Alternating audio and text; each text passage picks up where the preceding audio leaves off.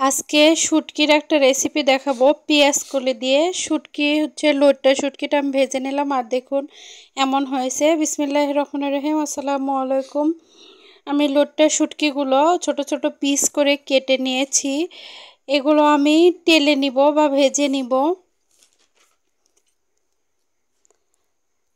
আমি একটু লাল লাল করে ভেজে নিব। দেখুন ভেজে নিয়েছি। এবার একটা পাতিলে নিয়ে নিচ্ছি। আমি এগুলো একটু ফুটিয়ে নিব, তাহলে এর ভিতরে যে ময়লাটা থাকে সেই ময়লাটা বের হয়ে যাবে। আপনাদের আমি দেখাবো এটা। দেখুন, এই দেখুন সাইড দিয়ে কত ময়লা হয়েছে, দেখছেন? অনেক ময়লা থাকে এটার মধ্যে, যা এইভাবে ফুটালে ময়লাগুলো চলে যাবে। বালি থাকে, বালিগুলো চলে যাবে। তারপর ভালো করে ধুয়ে আপনারা রান্না করবেন, তাহলে আর কোনো বালি থাকবে না।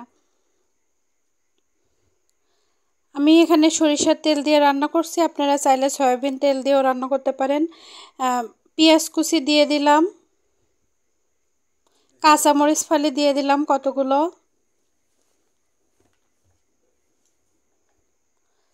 দিয়ে আমি এটাকে কিছুক্ষণ ভেজে নিব। একটু রসুন বাটা দিয়েছি, সেটা স্কিপ হয়ে গেছে।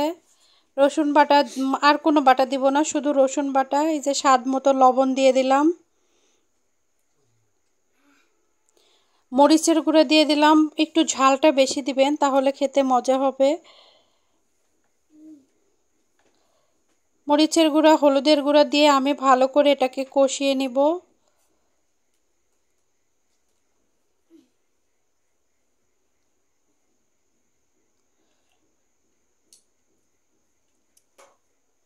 এটা কিন্তু অনেক সুন্দর করে কষিয়ে নিয়েছে অনেকক্ষণ নিয়ে। তারপরে এই যে লোট্টে শুটকিগুলো ধুয়ে রেখেছিলাম সেটা দিয়ে দিলাম। আর আমি একটা ছোট্ট আলু দিয়েছি।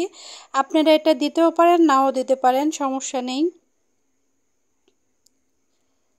এটাকে আমি আবার কষিয়ে নেব অনেকক্ষণ নিয়ে। আমি পানি দিয়ে দিয়ে ভালো করে কষাবো শুটকিটাকে, যাতে শুটকিটার মধ্যে ঝাল লবণ সব কিছু ভালো করে ঢুকে যায়। দেখুন আমি আরও একবার পানি দিয়েছিলাম, এই যে এই একবার দিলাম। ভালো করে কষিয়ে নিব। এই দেখুন কতটা সুন্দর কালার হয়েছে, দেখছেন? এবার আমি এর মধ্যে কেটে রাখা ছোট ছোট পিস করে কেটে রাখা পেঁয়াজ কলি দিয়ে দিলাম। এটা কিন্তু পেঁয়াজ পাতা দিয়েও খাওয়া যাবে। আমি পেঁয়াজ কলিটা দিয়েছি, দিয়ে আমি এটাকে ভালো করে ভেজে নিব। এখন আর আমি কোনো পানি ইউজ করিনি।